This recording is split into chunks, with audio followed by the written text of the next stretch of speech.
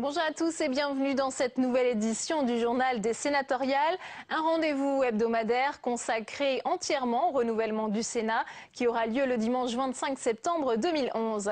C'est vendredi que les conseils municipaux se sont réunis pour élire les grands électeurs qui voteront pour les sénatoriales de septembre. Les grands électeurs, ce sont surtout des conseillers municipaux, mais pas seulement.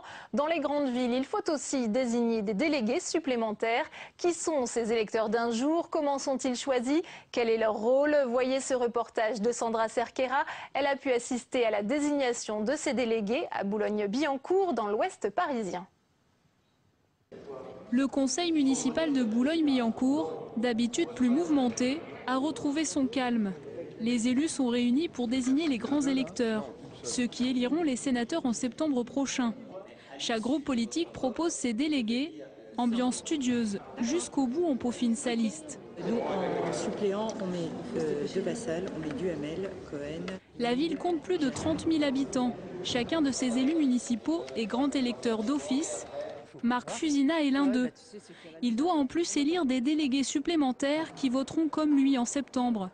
Derrière les noms proposés par son groupe ne se cachent pas que des élus. Ce sont des militants, voire pour certains des amis. Il y a un processus de sélection en amont. En résulte une liste qui est une liste de personnes connues et qui, a priori, ne devrait pas poser de problème. Qui ne pose pas de problème, autrement dit, des personnes sûres de l'entourage, des amis ou même de la famille qui glisseront le même bulletin dans l'urne. Baroli, donc j'ai voté Madame Missoff. Comme le scrutin se déroule toujours un dimanche, certains élus avouent avoir du mal à trouver des volontaires. Dans ce cas, une secrétaire ou un chauffeur peuvent très bien faire l'affaire. Il suffit d'être inscrit sur les listes électorales. Et c'est ainsi dans toute la France. À Boulogne, 82 délégués sont élus, en plus des 55 conseillers. Plus nombreux, mais sont-ils plus légitimes ?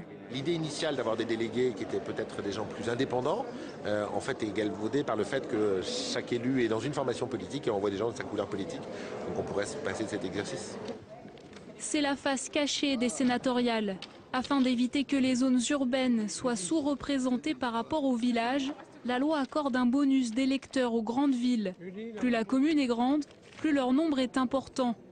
Au niveau national, impossible de savoir combien de délégués ne sont pas d'abord des élus locaux. Ni le Sénat, ni le ministère de l'Intérieur ne détiennent de chiffres. Alors maintenant que l'on connaît les grands électeurs, ils vont faire l'objet de toutes les attentions d'ici le 25 septembre, date à laquelle ils se rendront aux urnes pour voter pour les sénatoriales. Petit rappel sur les modalités du vote avec Saveria Rojek. Les sénateurs sont élus pour 6 ans au suffrage universel indirect. Le corps électoral est composé d'environ 150 000 grands électeurs. Ce sont les députés, les conseillers régionaux, généraux et surtout les 36 000 maires et délégués des conseillers municipaux. Les représentants des communes forment donc 95% de ce corps électoral. Le Sénat est renouvelé pour moitié tous les 3 ans. Cette année, le vote aura lieu le dimanche 25 septembre. Les départements concernés sont ceux qui, par ordre alphabétique, suivent l'Indre-et-Loire jusqu'aux Pyrénées-Orientales, ainsi que l'Île-de-France et en Outre-mer, la Guadeloupe, la Martinique, la Réunion, Mayotte, la Nouvelle-Calédonie et Saint-Pierre-et-Miquelon. Près de la moitié des 343 sénateurs sont renouvelables, soit 170 sièges, 112 au scrutin proportionnel et 58 au scrutin majoritaire à 2 tours. La proportionnelle concerne les départements où sont élus 4 sénateurs et plus. Le scrutin majoritaire à 2 tours concerne les départements où sont élus entre 1 et 3 sénateurs. Par ailleurs, 6 des 12 sénateurs représentant les Français établis hors de France sont renouvelables cette année. Et s'il y a un endroit où la désignation des grands électeurs a tourné à l'affrontement, c'est dans la capitale. Nous vous en avions déjà parlé dans ce journal. Le parachutage de Chantal Joanneau, ministre des Sports, continue de faire des vagues. Vendredi, la liste dissidente UMP a marqué un point. Alors Mickaël, le feuilleton continue. Oui, cela ressemble de plus en plus à une série télé, des rebondissements, des nouveaux acteurs. Vous savez, ces élus parisiens qui se battent sur toile de fond d'élections sénatoriales, mais aussi dans les prochaines échéances, les législatives ou encore les municipales de de 2014. On le sait, depuis quelques semaines, à Paris, deux listes s'opposent. L'officielle, validée par l'Élysée avec Chantal Joanneau. L'autre liste, la dissidente, avec comme chef de file Jean-François Le Garret, le maire du 1er arrondissement. Avec lui, une quinzaine d'élus et un ami du président qui se présente, Pierre Charon. En fin de semaine dernière, la droite désigne donc ses grands électeurs comme un petit peu partout en France. Et c'est là que le scénario se complique. Histoire de donner du poids et du piment encore à cette histoire, la liste dissidente obtient un soutien de poids en la présence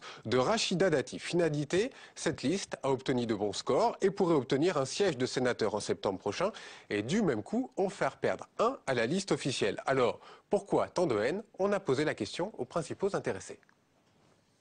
Ils espéraient que dans le rapport de force, nous n'existerions pas. Il se trouve que nous avons démontré ce matin que nous existons. À partir de là, le rapport de force est modifié. Il y a une nouvelle donne, il faut en tenir compte. Je ne pense pas que 13 conseillers de Paris suffisent à faire élire un candidat, surtout quand sur cette liste, il y a 2 prétendants à la première place. J'aimerais savoir d'abord avec qui discuter, puisqu'ils sont 2 à prétendre à la première place. Donc visiblement, rien n'est terminé. Oui, impossible de les mettre d'accord. En tout cas, l'Élysée n'a pas du tout apprécié ce qui s'est passé vendredi dernier. Et comme dans toute bonne série, eh bien, on attend la suivante. Ça devrait être pour cet été, passer les coups de sang. L'heure serait plutôt aux tables rondes, à moins qu'il ne soit impossible aujourd'hui de réconcilier tout ce petit monde au risque de faire perdre leur propre camp. Alors, on a beaucoup parlé des sénatoriales à Paris, mais est-ce que la presse parle de ces élections sénatoriales? En tout cas, pour les médias nationaux, la réponse est franche et massive.